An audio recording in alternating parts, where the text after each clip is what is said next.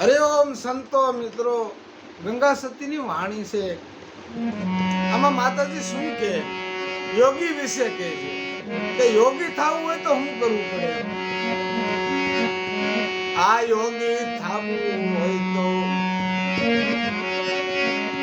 સંકલ્પને ત્યાગો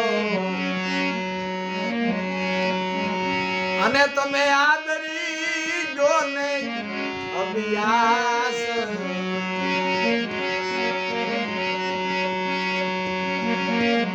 હરે ભાવના હોય તો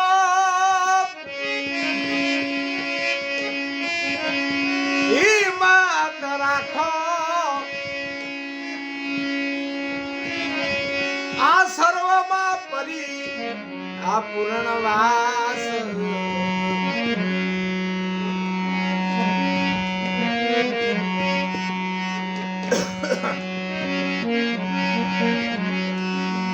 આ રજો ગુણી આહાર કરવો નહીં ભાઈ, અને એની સપને નો કરવી એ આશા. હું કે માતાજી કે રજોગુણી આહાર કરવો નહીં. કે રજોગુણ, તમોગુણ ને સત્વગુણ.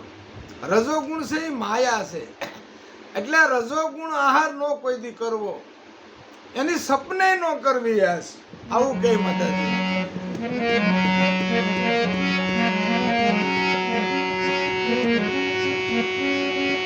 સત્વગુણી આહાર કાયમ કરવો ભાઈ. એ બે ગુણ નો થાય એ નાશ.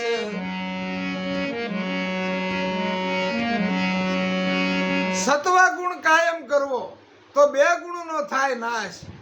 યોગી થવું હોય તો સંકલ્પ ને વિકલ્પ જે વિચારો થાય ને વિચારે બંધ થવા પડે, ત્યારે યોગી કહેવાય.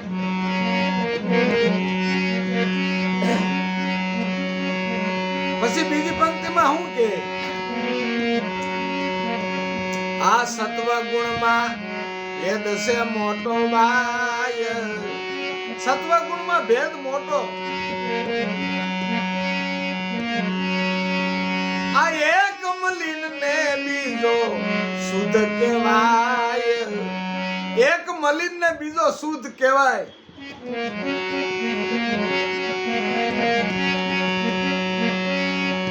મલિન ને ગુણ નો તમે ત્યાગ કરો ને એ પરિપૂર્ણ યોગી કહેવાય. એ મલિન ગુણ નો ત્યાગ કરો તો પરિપૂર્ણ યોગી કહેવાય.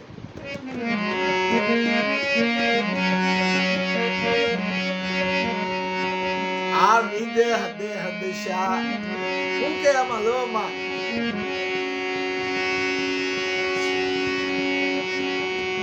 આ વિદેહી દેહની દિશા આ પ્રગટે ક્યારે. આ દેહની દિશા મટી જાય, વિદેહ દેહની દિશા પ્રગટે એમ કીધું.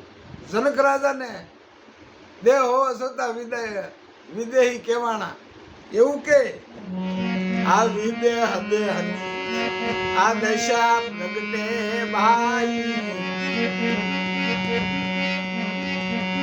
અને પછી 3 ગુણ થી થયો એ પાર.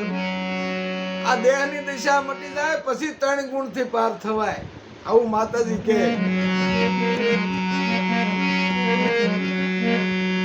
ગંગા રે સતી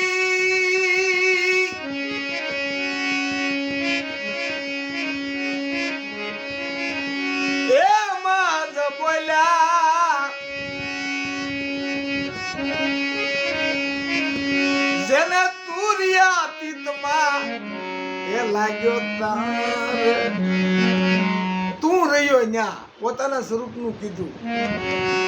એ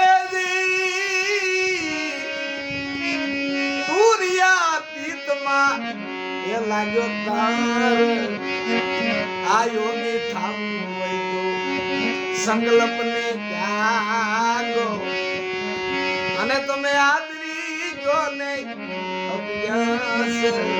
અભ્યાસ. કેવું સંતો બોલે છે મિત્રો. તો હરિઓમ સંતો મિત્રો, મારા વિડીયોને શેર, ફોલો, સબસ્ક્રાઇબ જે કરવું કરજો, આનંદ કરજો. હરિઓમ.